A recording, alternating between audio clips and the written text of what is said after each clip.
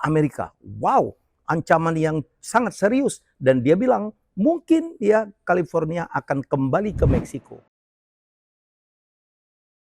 Ya, belum usai masalah satu demi satu ya Donald Trump baru saja mengalami kesulitan karena salah tindakannya dalam memperlakukan kebijakan impor tarif yang membuat Amerika mengalami kesulitan sendiri atau minimal sulit untuk diterapkan karena terjadi perlawanan-perlawanan terutama dari seteru hebatnya yaitu China. Belum selesai dengan itu di mana akhirnya Donald Trump cukup mengalah, menunda dan sebagainya. Sekarang muncul lagi persoalan. Baru saja adalah retaknya persahabatan dua orang yang kemarin saling mendukung, yaitu Elon Musk yang tiba-tiba ribut dengan Donald Trump karena dia merasa bahwa banyak sekali kebijakan-kebijakan Trump itu tidak lagi dikonsultasikan dengan dia dan merugikan secara pribadi dan secara bisnis. Dan sekarang ada lagi yang sangat memusingkan Donald Trump, yaitu pada saat Donald Trump mengambil kebijakan untuk mengusir para imigran. Inilah sesuatu hal yang kemudian berakibat konflik yang luar biasa, terutama di salah satu negara bagian besar Amerika, salah satu negara bagian terkaya di Amerika selain New York dan Texas, yaitu California. Ya, tiba-tiba di sana ya terjadi razia-razia di mana imigran akan dipulangkan, akan diusir, akan dideportasi dan terjadi perlawanan. Saya adalah cukup lama di California. Penduduknya di situ banyak sekali orang-orang Hispanik, terutama pelintas batas dari Meksiko. Bayangkan kalau imigran ini dipulangkan kembali ke Meksiko, akan jadi apa California? Karena mereka itu adalah sebagian besar dari angkatan kerja ya di California. Mereka adalah pekerja-pekerja, mereka juga adalah para profesional yang tinggal bertahun-tahun, puluhan tahun, ada yang beranak pinak di California. Kalau ini disuruh pulang akan menjadi persoalan besar bagi California yang juga sedang tidak baik-baik saja karena kemarin baru saja terjadi kebakaran yang sangat besar. Adalah gubernur California itu Gavin Newsom ya jelas-jelas mengatakan dia menolak ya kebijakan dari Trump tersebut, malah dia mengancam. Dan sekarang Anda tahu California sedang tidak baik-baik saja ya. Terjadi perlawanan, terjadi riot, terjadi kerusuhan sehingga Donald Trump menurunkan 2.000 National Guard ya, jadi garda nasionalnya untuk mengamankan California. Kalau ya di Amerika, kalau garda nasional turun itu artinya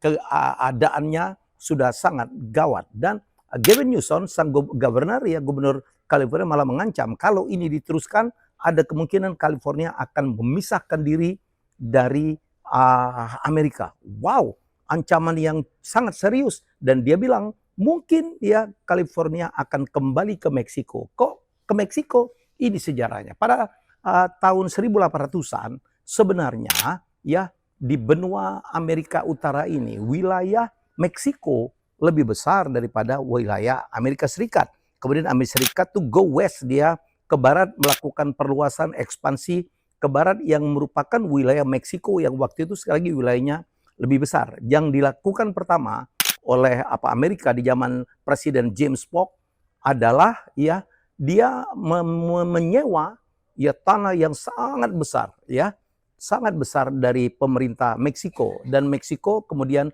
mengizinkan itu. Apa yang terjadi di situ dijadikan perkebunan ya, di mana kemudian perkebunan tambang dan sebagainya, di mana Amerika kemudian mengimpor budak-budak dari Afrika ya untuk bekerja di sana, padahal itu tidak diperbolehkan oleh Meksiko, dan Meksiko merasa bahwa Amerika sang penyewa ini melakukan pelanggaran, dan akhirnya terjadi keributan, terjadi peperangan yang tentu saja kemudian berakibat munculnya satu negara baru yaitu Republik Texas. Itulah Texas ya, Republik Texas yang kemudian beberapa tahun berikutnya kemudian James Polk menawar kawasan yang kemudian sekarang menjadi California untuk disewa dan menawari $20 juta sewa California ya dari kepada Meksiko, dan Meksiko tentu saja menolak. Apa yang dilakukan oleh Amerika lagi-lagi satu strategi yang licik juga ya. Ada bagian-bagian tertentu dari Texas yang kemudian menjadi Amerika itu masih belum beres masalah perbatasannya, sehingga waktu itu Amerika punya alasan untuk mengirim tentara untuk membereskan masalah perbatasan situ. Dan apa yang terjadi? Sebagian dari tentara yang dikirim itu ditangkap dan tertembak oleh Meksiko dan cukup alasan Amerika untuk menyerbu Meksiko, dan yang diincar adalah California. Setelah terjadi peperangan, memang akhirnya karena Amerika jauh lebih kuat secara persenjataan dan tentara, bisa menguasai California. Jadi sebenarnya ini yang terjadi. Kalau Gavin Newman mengatakan saya mungkin akan bergabung dengan Meksiko, itu ada sejarahnya. Dan saya meramalkan kalau California bergabung dengan Meksiko, ini akan menjadi sebuah kekuatan ekonomi yang sangat kuat di dunia. Saya pikir Amerika akan terus kali muncul dengan cerita-cerita. Saya akan banyak mungkin bercerita tentang kondisi apa yang terjadi di Amerika, terutama setelah pemerintahan dari Donald Trump yang sangat kontroversial. Tidak ada persahabatan yang abadi. Yang abadi itu adalah kebersamaan kepentingan. Kalau kepentingannya sudah tidak ada, maka persahabatan pun bisa hilang. Itu yang terjadi pada Donald Trump dan Elon, dua tokoh Amerika. Walaupun kita tahu bahwa Elon itu juga sebenarnya lahir di Afrika Selatan, berkeluarga negara Kanada juga sempat, dan kemudian Amerika. Dan dia tiba-tiba menjadi supporter dari Donald Trump yang sangat luar biasa dalam kampanye melawan Joe Biden, dan kemudian dilanjutkan oleh Kamala Harris yang kemudian dimenangkan oleh Donald Trump. Dan banyak orang mengatakan bahwa dukungan dari Elon lah yang membuat Donald itu menang, dan itu diakui oleh seorang Donald Trump. Ya, Elon sampai mengeluarkan budget atau dukungan $277 juta, dan bukan itu saja, ya, bukan itu saja, tetapi Elon menggunakan media sosial yang dia punya, yang dia beli, yaitu Twitter, yang diubahnya menjadi X, mendukung habis-habisan. Dan Elon juga yang menghajar tuh artis-artis selebriti yang coba mendukung Donald Trump, yang juga mendukung Kamala Harris untuk menghajar Donald Trump, termasuk Taylor Swift, Beyonce, dan beberapa pemain lain. Dan kemudian di dalam era itulah muncul skandal pesta-pesta berbaju putihnya PDD, ya, yang melibatkan banyak sekali nama-nama selebriti yang merupakan pendukung dari Kamala Harris, yang dibuka satu persatu aibnya. Sungguh, ya inilah politik, ya.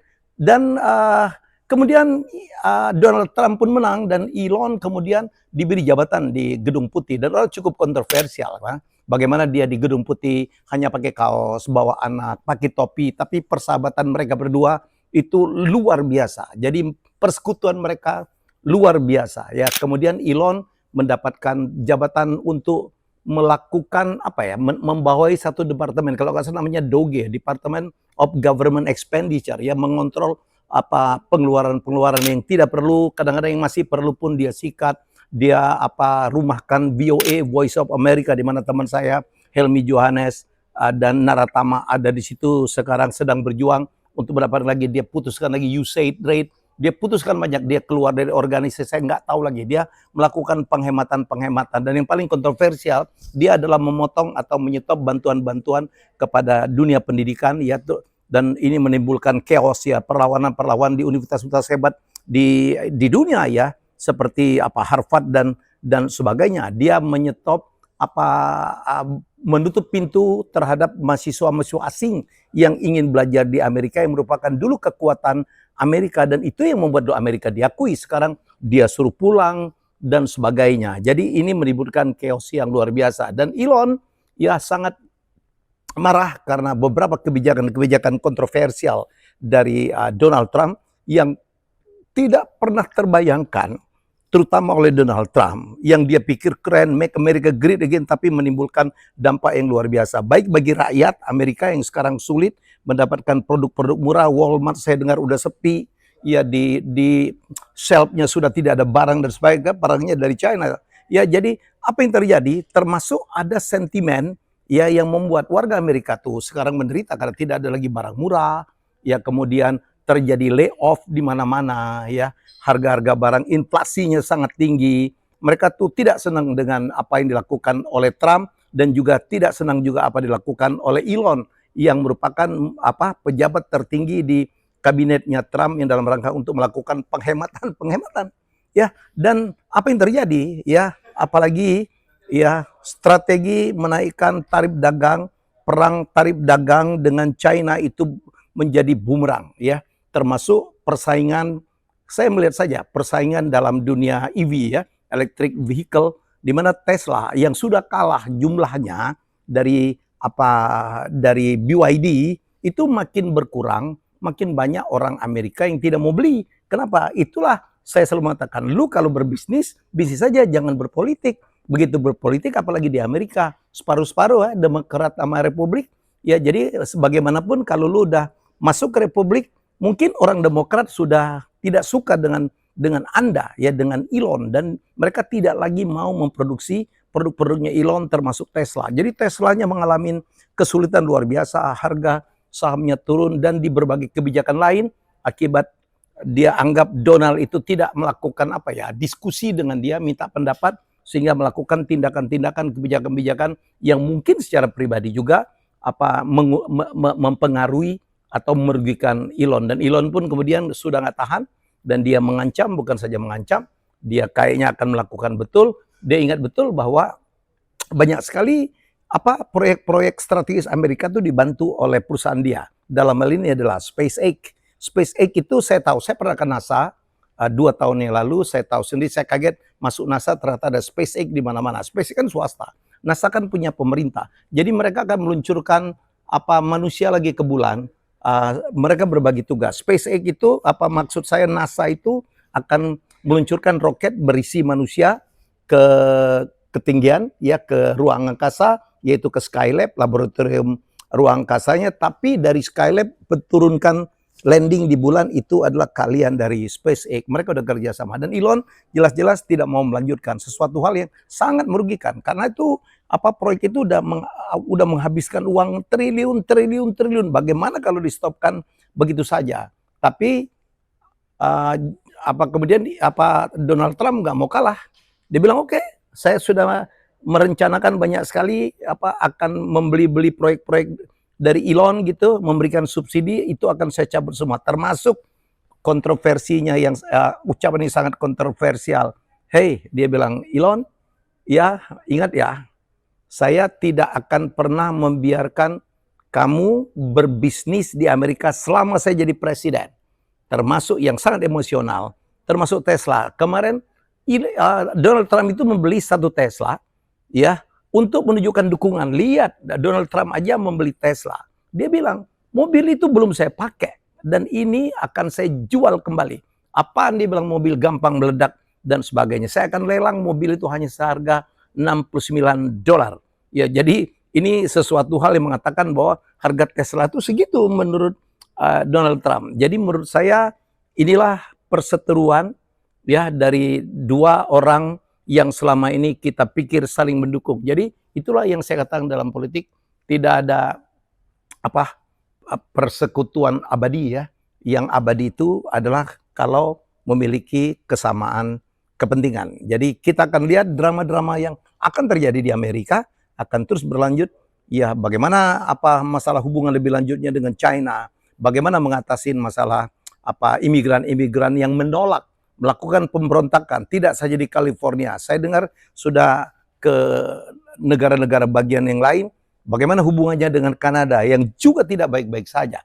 Ya, bagaimana hubungan dengan Meksiko yang juga tidak baik-baik saja. Bagaimana menghadapi perlawan dari Afrika yang dipimpin oleh Ibrahim Traore tiba-tiba menguat dan menolak bantuan-bantuan dari asing, termasuk dari Amerika. Akan banyak hal-hal yang menarik, dan saya akan ceritakan di kanal saya, di IG saya, dan juga di podcast saya di Helmi Jaya Bicara.